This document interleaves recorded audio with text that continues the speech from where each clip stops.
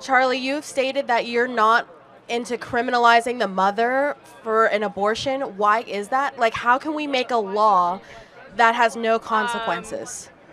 Well, there's two parts of this, right? The first of which is no person should advocate for retroactive enforcement of something that was once legal to then make illegal. We can agree with that, right? Right. No matter what the law is. You cannot claw back. For example, if all of a sudden the government says you can't have a public assembly like this and that is effective tomorrow, they can't go back today and put us all in prison, right? So that's number one, retroactive. Number two, my heart goes out to women that have abortions. Right. Because they're lied to and manipulated. And it's based on one very simple medical principle, the lack of informed consent. I do not believe women, largely when they get abortions, know what they're doing.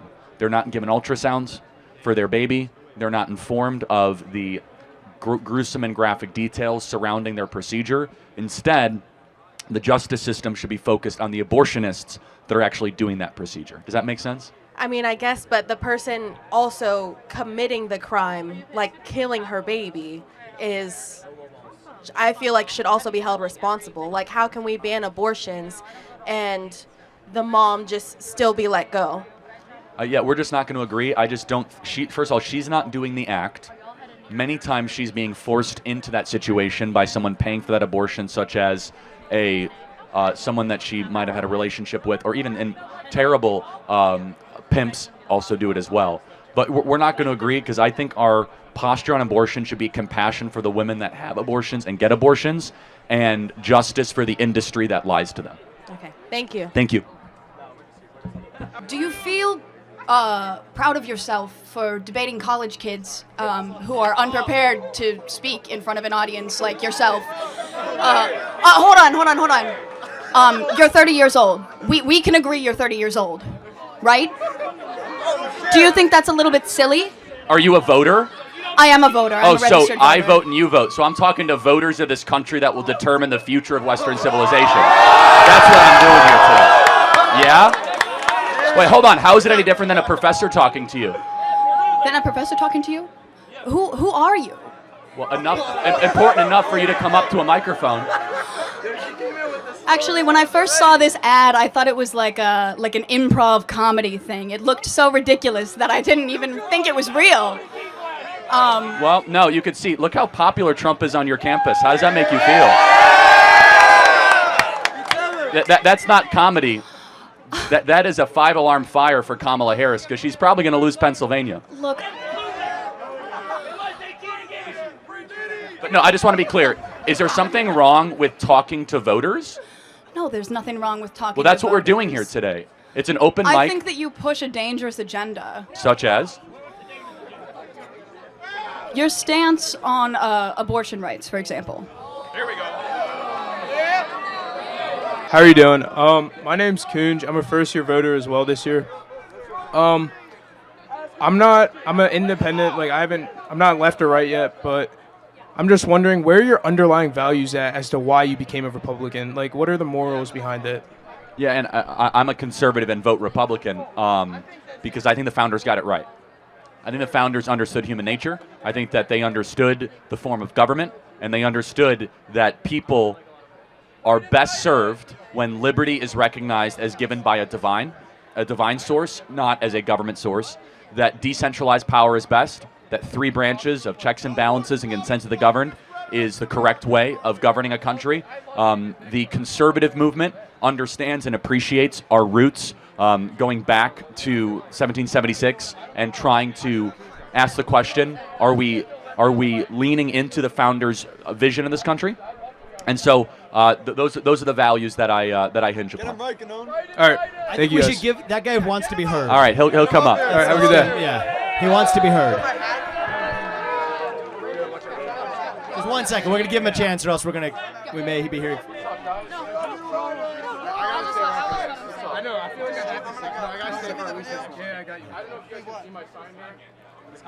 It's fascinating. Right in Biden. Yeah, it's a new movement me and my roommate have started. Really trying to take it off here. So, like this? Okay, I see. Yeah, I think the Democratic Party turned their back on Joe Biden way too fast. It was like overnight. One night, they were all supporting him. The next night, I look at Twitter, bam, no longer voting for him. He lost the ticket overnight. Nothing's more undemocratic than that. I thought it was going to be a disagree. Thank you. But I agree. I totally agree. And so I guess you're more liberal leaning, probably, maybe. I'd say most of my ideals align with Joe Biden. No, that's fine. And why do you think that Democrats, saying they're the party of democracy, were able just to remove a candidate? That should bother more people, right? Well, I think it's not necessarily something with the Democratic Party. I think the Republicans would do it as well. I think it's just an issue of the two-party system. Honestly, that's my... I think the issue is, though, although Donald Trump is a billionaire by his own right, if you look at, FEC versus Citizens United, the Supreme Court case, Donald Trump's also getting an insane amount of money from private donors. 501c's. Kamala Harris is actually getting far more. I mean, I know. It's like what? More. It's like 300 million to 200 million. No, I don't think it's 5 times more. It's 5 times more. It's not even close. I don't think that's true. Either way, if you want to get mega money out of politics, I think you're going to find some allies here in thinking about ways to do that for the system. You're just a kind of a wonky thing. It's more than what Open Secrets reports. However, I think this is an admirable crusade. Thank you. And we're going to publicize it on our social media channels. That's kind of interesting to me. Yeah, I think it's a unique movement. I just wish more people would consider Joe Biden for 2024. I think we turned our backs on him way too fast. Okay. I'd love What's to your see name, more. man? I'm Ryan. Ryan? What's your last name? Ryan Farah. Ryan Farah starting a movement. Let's see how he does in the next 50 days. He's trying to change the world. Thank you. It was lovely talking to you guys. Thank you.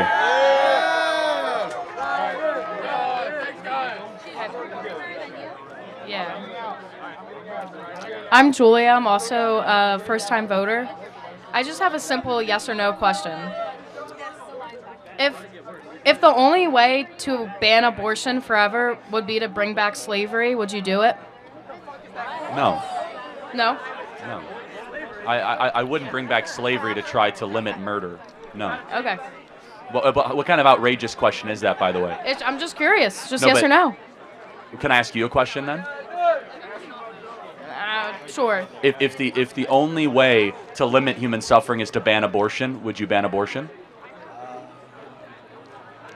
Say that again. Ask that again. If the only way to limit human suffering is to ban abortion, would you ban abortion? No. It was an honest answer. Okay. It was an honest answer. Yeah. We probably disagree with you pretty deeply on that, but thank you. When does life begin in your estimation? I just wanted to ask a yes or no. That's it. No, sure, but when does life begin? That's all I wanted to ask was a yes or no. That's it. Okay, I could tell you've thought deeply about this topic. Yes, Okay, thank you. have. Great. Yep, next question. Yep, you can work your way up, guys. Can you do me a favor? If you're a supporter, make room for the disagreements, please, okay? Thank you. Hello, Mr. Kirk and Ramaswamy, right? Yeah. So I wrote this pronunciation right there. I appreciate that. Oh, thank you. Yeah. So I'm a sort of. I just want to preface by saying I'm not a conservative. I'm a pretty committed left-wing. Oh, sorry. I always have a problem with microphones. I just want to preface. I'm not conservative. I'm a pretty committed leftist Catholic. But I am curious. What do you, or I guess conservatives generally, stand to conserve whenever you shift left every single time the Overton window shifts? On certain topics, I guess, because integration, LGBTQ plus rights movement, immigration as well. It seems I guess ideological state apparatuses have, obviously we think slavery is wrong, right? That's clearly wrong. But it's also 150 years of state-sponsored education creating that sort of thing, in the same way that we have, I guess, 50 years of integration being promoted and things like that, which I'm not against at all, right? I think these are very good things, but it seems like things that previously were tried to conserve, or conservative movements in the past have always failed to actually conserve the specific social issues like that. Did you say you were a leftist Catholic? Leftist Catholic, yeah. That's amazing. Social conservative, fiscal liberal. Okay, Yeah. That's fair. I wouldn't say that's a leftist Catholic, though. I don't. You're something else then. Yeah, it's sort of a fair enough. Yeah. American Solidarity Party kind of. Okay, yeah, but not liberation theology. I can get down with it a little bit, but not terribly so. Yeah. Okay. Like Oscar Romero is a saint, I would say. So what you're trying to pinpoint is a little bit of a logical fallacy. Is you're saying that that slavery is bad, segregation is bad, but there's other things that are worthy of conserving, like the family. Yeah. And that's where our emphasis is on. Correct? Kind of, but you guys are just going, like, I think the nuclear family has sort of been the death of America in a lot of ways. Like, we need multi-generational households. Like my mother didn't grow up in a nuclear family. She lived with her grandfather and stuff like that. I feel like the 1950s, these sort of single-family households are very destructive for the United States in the way that we sort of perceive things. Like, you just send older people to... That's a smart point, but I think Vivek can... Yeah, so I think that, first of all, let's look at it in a political context outside of the religious context. And I'd love to come back to the religious context after that. Yeah. So from a political context, you're 8 times more likely to graduate from high school. You're 10 times more likely to end up in prison if you grew up in a single-parent household rather than a dual-parent household. You're more likely to end up in poverty if you grew up in a single-parent household. So I actually believe the nuclear family has been the single greatest building block of not only the United States of America. This is actually true for societies across time, even dating back to Aristotle, believing that the polity was built only around a strong household unit. And it's very personal to me. I mean, people often use the word privilege, okay? Well, I mean, I actually didn't grow up in wealth. I grew up with the ultimate privilege of 2 parents in the house, instilling in us belief in the family and belief with a faith in God. And so I think that is inherently good just economically. If you're talking about economical and social outcomes, but I agree. It's better. Multi-generational is actually probably more ideal than nuclear, but you can agree nuclear better than single. Yeah. Well, I don't view nuclear as incompatible. I mean, we have grandparents in the house growing up, et cetera, as well. I just think it's a stage of degradation, I would say, of our that's society. Probably fair. But I mean, I think multi-generational is a really beautiful thing. I concede that point. Yeah. I totally. And so, what's the disagreement? Nuclear embedded in multi-generational. Well, I guess my original question was like, because also since you also agree that the nuclear family is a degradation from the multi-generational. Yes, at least no. In some ways, obviously. But like, what have conservatives conserved on social issues? Like I mean, 20, 30 years ago, a presidential candidate couldn't have said gay marriage was okay. Oh yeah, okay. So not that I necessarily disagree with like legalizing gay marriage. Something religious that's a and good other question. Stuff. We repealed Roe versus Wade. That's a big deal. It was kind of a dead letter, though. I mean, like, there's certain, like Casey and stuff, like the Roe thing was what, viability, and then it went up to 15 weeks or something, and then there's other... Well, Casey v. Planned Parenthood was in 1992, and we lost that case 5-4 because of Anthony Kennedy's decision. Opinion. Subsequent case law and stuff like that really does... No, I know, but what have conservatives conserved? Yeah. Not enough. Not enough. Yeah. But we did repeal Roe versus Wade. Gun rights are more abundant than we've ever seen in this country, which I think is a very, very good thing. Second Amendment protections. Ronald Reagan banned machine guns, Okay, you're right. We can nitpick certain individuals, but I mean, Trump banned bump stocks. If your contention is that the conservative movement has not been good enough at slowing down the left-wing machine, you're totally right. Yeah, well, I don't disagree. I think the goal shouldn't be slowing down, though. I think because, like I said, I think my issue with you is that you always go left with the Overton window shift in that. I mean, it seems like it. Yeah. Well, did you hear my discussion on abortion earlier, or on trans stuff, or? I don't agree with you on abortion. I mean, I'm anti-Griswold v. Connecticut or whatever. Connecticut v. Griswold. I think that was even worse than Roe v. Wade in terms of Supreme Court decisions. I mean, because there you also get to the right. I don't want to get too in the weeds. I like this guy's philosophical. I'll tell you one thing where I don't know. Charlie and I haven't talked about this, but I'll tell you where I am. I actually gave speeches about this last year, which is that what happens when the thing that you seek to conserve no longer actually exists. I actually think the conservative movement right now needs to recreate. Actually. I think we have lost those founding ideals. So we're not in the mode of just defending a thing. We've defended the castle. The castle's empty. So now's the moment where we actually have to rebuild the thing, in some cases from a clean edifice. So I think that's an exciting moment. And I'll just close on, since you asked a philosophical question, I'll give you a philosophical answer. Different people are wired in different ways. And generally it tends to be like liberal, progressive people who have the more sort of creative nature versus a conservative nature is much more of a conservative pattern of thinking and conserving. Right now, the paradox for the conservative movement is I think we actually need leaders in the conservative movement who have that creative creator mindset, because the thing we've sought to conserve in so many ways actually ceases to exist. So it was a deep question. We could probably continue this in a way that doesn't leave everybody else, hold everybody else hostage. Just one thing to wrap up. Would you support expanding welfare? Because abortion is... There's obviously the fringe case of rape, incest, all stuff like that, life of the mother. But would you support expanding welfare to help? Because abortion's often an economic issue as well. You wouldn't to prevent it? No. That just sounds evil to me. Well, hold on. That's a good, interesting point. So we've expanded social welfare. We spent $20 trillion in the last 60 years. Has that made abortions go down? I don't believe so. The answer is no. I'm It's thinking- gone up. So actually, the more we've spent on social welfare, the more abortions we have. So you're coming at it from a faulty premise. People do not have abortions because of lack of stuff. They have abortions because they don't think it's a human life. I mean, I've seen Section 8 housing. It's pretty rough out there, like a lot of this No, stuff. I'm not doubting that. However, you and I will both agree, people murder or do not murder, whether or not they believe it is right or wrong, not whether or not you're driving a Cadillac or a bicycle. All right. Yeah. Thank you very much. Yeah, see you. Thank you. Okay. Jeez Louise. Try to talk right into the mic, please. Alrighty. Hey Charlie, how's your tea, first of all? My tea? Yes. It's good, thank you. All right. So, first of all, I'd like to ask why you're spending your time debating college students instead of people who have similar media training or experience to you. I mean, It's already been asked. Are you a voter? I am. Yeah. We're talking to voters in the key state of Pennsylvania. Should we not do that? I mean, I'm fine with you doing that. It just seems a little bit asymmetric. If Yeah, you don't we want to win the election, right? So, do a lot of conservatives come to this campus? Not really. Well, that's why we're here. Okay? All right. Yes. Disagreements, you can work your way up. Yes. Wow, look at all those disagreements. Finally, Yes, disagreements, I can see you. Yep. Great, we have a disagreement. Please alter the mic. It's like all the disagreemements got out of class Hello. at 2 p.m. or something. Hi, Mr. Ramswamy. Hi, Mr. Kirk. So my name's Brandon. Oh boy, there's a lot of folk back there. They don't like you very much. So we'll find out. My main disagreement with you guys, at least in my opinion, would be I think you guys are a bit of isolationists. Would you call yourselves isolationists? I would not. Would you, Charlie? We're America first, not So America only. could you elaborate on that position? I was about to.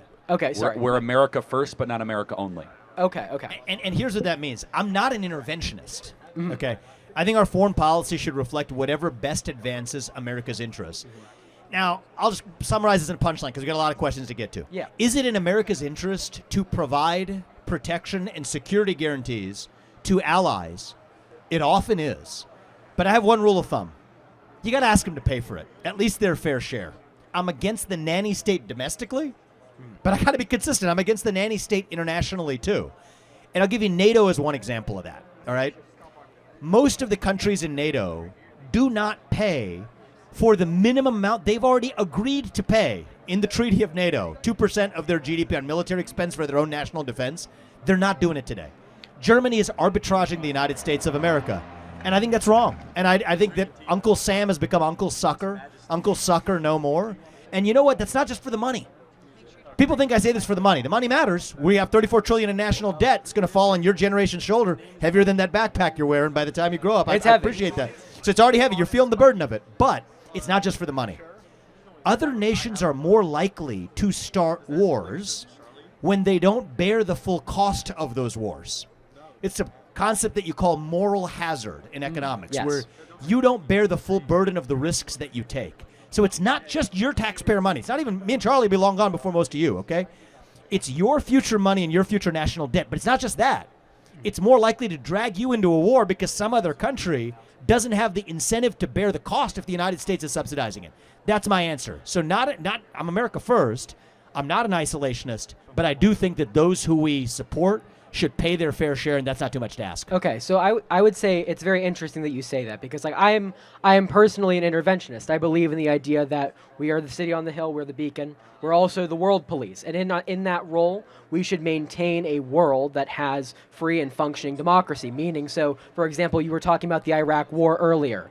The Iraq War, I believe, in my personal opinion, was a justified war, not for the reasons why they claimed it was justified in WMDs, but because of what Saddam Hussein was doing to the Kurdish population in Iraq and gassing them and gassing his own people. And so I believe that it is the responsibility of the American people as the holders of that torch of democracy to deliver that democracy and make sure that a lot of Republicans might agree with you, Charlie, and I don't. And that's what I understand. Yeah. Yeah, Dick Cheney definitely agrees with you. No, but really, I'm just curious. Iraq, Afghanistan, Libya, parts of Syria, Ukraine. Do you think those are successes? So I would say it would depend on how you grade a success, but I would say particularly Afghanistan. Afghanistan is the key failing point. although Iraq is somewhat stable, it's a kind of a moderate case. Controlled by Iran. Yeah, so it's moderate, right? But for Afghanistan, that's the real failure, and that's where I think the Biden administration really failed, and that exit strategy was not operated poorly. We shouldn't have left in the first place. We should have made sure that the government was ready and willing to actually be able to take care of the people. So let's see if we can agree on something. Yeah. If you had to choose, and you don't, but if you Yeah. had to choose, should the American border matter more than wars abroad? I would say it should matter as equal. It should equal. Really? Yeah. You think that our border should matter as much as something happening overseas? I think our status as a world power, as the superpower of the world, is not just that we have borders here domestically, but we have borders abroad that are, I guess you could say, more ephemeral or whatever. They are still our border with, like, Russia, for example, with NATO. That is still a border that we should be paying attention to and focusing with. We are. I just believe that Germany needs to be paying more, and so do the rest of the NATO allies. Yes. So that's where I agree. We So- probably yeah, want to go to the next question, because we could go all day on You this. know, You're pulling me absolutely. in. We love this But topic. I love you. But we gotta I go. mean, I had hope for you, Vivek. But, like, I'm a Democrat personally, but, like, and I'm sorry, whatever. But I'm Catholic, and, it's whatever. But basically, I just think that you were so good. Your foreign policy is what turned me off, I But think. I will say, Yeah. as someone who is an interventionist, you have found your home. The Democrat Party is the party of reckless war and invading foreign Hey, lands. you know what? And turning the back on the American people. So you're right. Hey, you've I made. give him I'll credit because take he's it. a lot more honest than No, a no, lot no. of politicians I'm in not DC. saying it Yeah. sarcastically. I mean. No, yeah. You're at It's home. honest. Yeah. I'll be realistic with you. Because I'm our party. I'm not gonna lie. Yeah. Our party thinks Iraq was a mistake, Libya was a mistake, Syria was a mistake, Afghanistan was a mistake, and We're able to have a serious conversation because you're actually honest about it. Yeah. A lot of Republicans and Democrats try to pretend otherwise, and I appreciate the Yeah, I honesty. think that's the Thank main you very problem much. with politics: lack of honesty.